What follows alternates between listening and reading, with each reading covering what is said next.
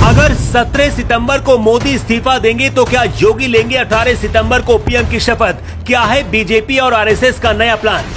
इधर हर किसी का ध्यान बंगाल में लगा था और उधर लीक हो गई मोदी को लेकर सबसे बड़ी खबर, इस्तीफे की तारीख भी आ गई सामने। हर किसी को इंतजार था कि मोदी और शाह बंगाल में राष्ट्रपति शासन लगाने जा रहे हैं, लेकिन मोदी के इस्तीफे की खबर सुनकर हर कोई सन्न रह गया। आखिर ऐसा क्या हुआ कि मोदी ने इस्तीफा देने की ठान ली? क्या आरएसएस से बगावत करना भारी पड़ गया या फिर मजबूत विपक्ष के सामने मोदी कमजोर पड़ गए? क्योंकि पिछले एक महीने के अंदर मोदी सरकार 3 बिल वापस ले चुकी है। मोदी कब इस्तीफा देंगे इसकी तारीख भी सामने आ गई है। योगी आदित्यनाथ को हमेशा से आरएसएस का साथ मिला है। ऐसे में अगर मोदी कुर्सी से हटते हैं तो शपथ कौन लेगा, अमित शाह या फिर योगी आदित्यनाथ? और अगर योगी दिल्ली गए तो यूपी कौन संभालेगा? बीजेपी के पूर्व राज्यसभा सांसद सुब्रमण्यम स्वामी ने खुलासा किया है कि 17 सितंबर को मोदी इस्तीफा देंगे। क्या ऐसा संभव हो सकता है? लोकसभा चुनाव के दौरान ही विपक्षी पार्टियों ने और अरविंद केजरीवाल ने दावा किया था कि चुनाव जीतने के बाद मोदी अपनी कुर्सी योगी को देकर संन्यास लेकर चले जाएंगे। सीएम योगी और केशव मौर्य के बीच की दुश्मनी हर किसी को पता है, लेकिन इसी हफ्ते केशव मौर्य ने एक बयान दिया जिसकी उम्मीद किसी को नहीं थी। केशव प्रसाद मौर्य ने कहा कि योगी से बेहतर कोई मुख्यमंत्री नहीं हो सकता है। केशव मौर्य हमेशा से सीएम बनना चाहते थे, लेकिन योगी के सामने सरेंडर किया तो इस बात के संकेत मिले कि कुछ तो बहुत बड़ा बीजेपी के अंदर पक रहा है। अंदर खाने की खबर है कि योगी को पीएम बनाकर केशव मौर्य को सीएम बनाने की तैयारी चल रही है। यही वजह कि अखिलेश यादव भी परेशान है, क्योंकि योगी पीएम बने और केशव प्रसाद मौर्य सीएम बने तो सबसे बड़ी मुसीबत अखिलेश यादव के लिए होगी, क्योंकि बैकवर्ड वोट बैंक पूरा बीजेपी के साथ 2017 की तरह जा सकता है। 17 सितंबर को पीएम मोदी का जन्मदिन है और इस तारीख को क्या ऐलान होगा, इस पर हर किसी की नजर है।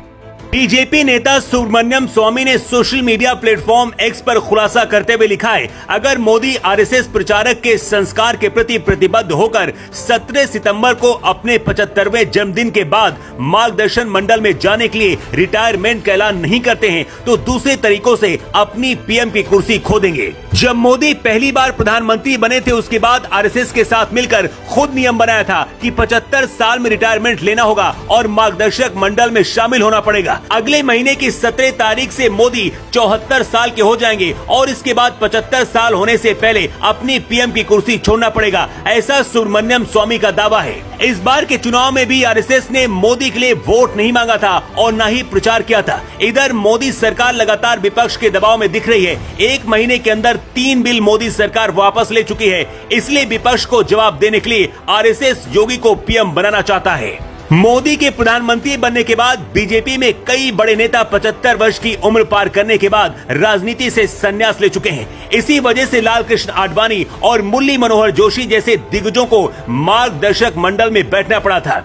सुमित्रा महाजन जैसी बड़ी नेता भी चुनाव में नहीं उतर पाई थी। हालांकि सुब्रमण्यम स्वामी ने ये नहीं बताया कि वो दूसरे तरीका कौन होगा जिस वजह से पीएम मोदी को अपनी कुर्सी खोनी पड़ सकती है। वैसे चुनाव से पहले अमित शाह ने एक बार कहा था कि मोदी पर 75 साल वाला नियम नहीं लागू होगा, क्योंकि ये निर्णय पार्टी को लेना है और जो चाहेगी पार्टी वही निर्णय लेगी।